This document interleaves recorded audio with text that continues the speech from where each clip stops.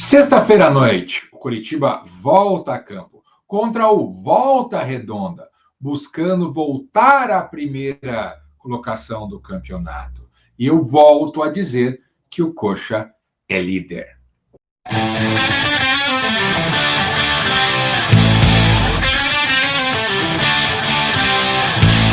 Daí, beleza? Eu sou o Christian de Graça e você está no Coritiba em Crônicas, um lugar que a gente não costuma ficar dando voltas e voltas para entrar no assunto. Coritiba e Volta Redonda, confronto inédito, a primeira vez que o Coxa enfrenta o time carioca. E o jogo é importante, o Coxa pode assumir a liderança e ficar bem tranquilo, porque o Goiás só joga na terça-feira que vem. E vai que o Goiás volta a tropeçar. Mas antes de falar desse jogo, de todas as possibilidades que o Mozart tem para montar e tudo mais, dê o like, curta, compartilhe, se inscreva aqui no Coritiba em Crônica, dá aquela força, beleza? Mande muitas mensagens. Qual é o seu palpite para o jogo desta sexta-feira? Eu estou apostando em 2-0 para o Coxa. Então, jogo inédito nesta 15ª rodada do Campeonato Brasileiro da Série B, 7 horas da noite, Couto Pereira, frio, gelado. Mas vai ter que colocar muito coberta, cachecol, luva, touca, tudo que você imaginar para aquecer e gritar muito. Tem que cuidar da garganta, né? Gelado mesmo, só mesmo a cerveja que nós vamos tomar ali para comemorar depois do jogo. Curitiba enfrenta o Voltaço, Volta Redonda que vem de vitória sobre o time do Alex, mas está brigando lá embaixo na tabela de classificação. Tem uma das piores defesas do campeonato. Dizem que tem um ataque rápido, mas muito pouco eficiente. Perto da defesa do Coritiba, que é muito sólida, então nós temos a garantia do Volta Redonda não fazer gols.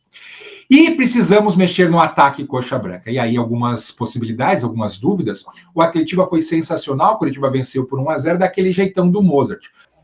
Agora o jogo é em casa, contra um time da parte de baixo da tabela. Precisamos fazer um saldinho de gols. Melhorar aí o nosso critério de desempate. E para esse jogo, algumas alterações podem acontecer. O sistema defensivo, eu acredito que continua exatamente o mesmo, da linha de 4 atrás, o goleiro. O que deve mudar mesmo é Sebastião Gomes, deve ser poupado para essa partida contra o Volta Redonda. E aí o Mozart tem um leque de opções. Ele pode jogar com 2 volantes, colocar o Gil e o Felipe Machado, ele pode entrar com o Alisson. Eu duvido muito que o Alisson tenha feito a ponta direita e o Sebastião tenha jogado pela esquerda. Ele pode fazer o Vini, mas também acho que na mesma proporção. Ele poderia até mexer, colocar com outro zagueiro como o Jaci, trazer o Bruno Melo para a zaga e colocar o João Almeida, mas eu acredito que mexeria muito no esquema tático. Acho que se realmente o Sebastião Gomes for poupado, se tiver mesmo sentindo dores, eu acho que a peça mais adequada para fazer a função ali seria do Depena.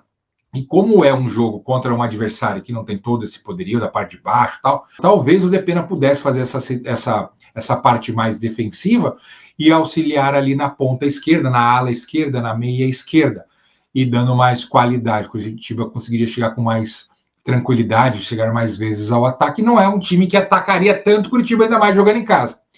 Eu não sei o que passa pela cabeça do Mozart. Eu até perguntei hoje no chat GPT como que o Mozart vai escalar o Coritiba. E o chat GPT respondeu que era a 5ª Sinfonia de Beethoven em Dó menor. Não entendi o que ele quis dizer. Mas, voltando ao jogo de sexta-feira contra o Voltaço, outra possibilidade de mudança no ataque é novamente a expectativa da torcida em tirar o De La Torre, que no Atletiba também não contribuiu em muito. Vamos ver se o Mozart vai fazer alguma alteração ou vai com o time justamente como venceu o Atlético na Arena Baixada. Não dá para criticar, tem vencido, tem feito bons resultados, vamos dar um voto de confiança. Se for com o Sebastião Gomes, melhor. Se não for, que dê uma chance para o Depena. Mais uma peça. Lembrei agora, olha só que interessante. Voltando ao assunto, voltando ao assunto, lembrei de um jogador que poderia fazer muito bem essa posição e faz tempo que não aparece no time, que é o Giovanni Meurer. Ele sim jogaria nessa posição com um pé nas costas, muito melhor do que outros volantes. Mas temos que aguardar aí a posicionamento e o Mozart soltar os relacionados. A assessoria de imprensa informou que só vai divulgar os relacionados nesta sexta-feira. E o time só deve ter aquela papeleta momentos antes de começar o jogo. Falar em jogo e perspectiva para ficar na ponta da classificação. Curitiba tem 5 jogos, contando com o jogo dessa sexta-feira. E fiz um comparativo com os jogos do Goiás também. E ó, comparando 1-1, olha que interessante, Curitiba e Goiás têm os mesmos dias que eles vão jogar em casa, eles vão jogar também fora. E o Curitiba tem uma tabela muito mais atraente. Mas olha só, o Coxa joga contra o Volta Redonda, o Goiás joga contra o Criciúma, lá na terça-feira só. O Coxa joga fora contra o CRB, jogo mais complicado da sequência, mas o Atlético, ou melhor, o Goiás joga contra o Atlético na Baixada. O Coxa pega o Paysandu em casa, o Goiás pega o Cuiabá em casa. O Coxa joga fora contra o Atlético e o Goiás joga fora contra o Novo Horizontino. E para fechar o turno, o Coxa joga em casa contra o Amazonas e o Goiás joga em casa contra o Remo. Nessa projeção, os jogos do Goiás são mais difíceis, o Curitiba pode até fazer 45 pontos. Seria fechar extremamente uma pontuação alta o primeiro turno.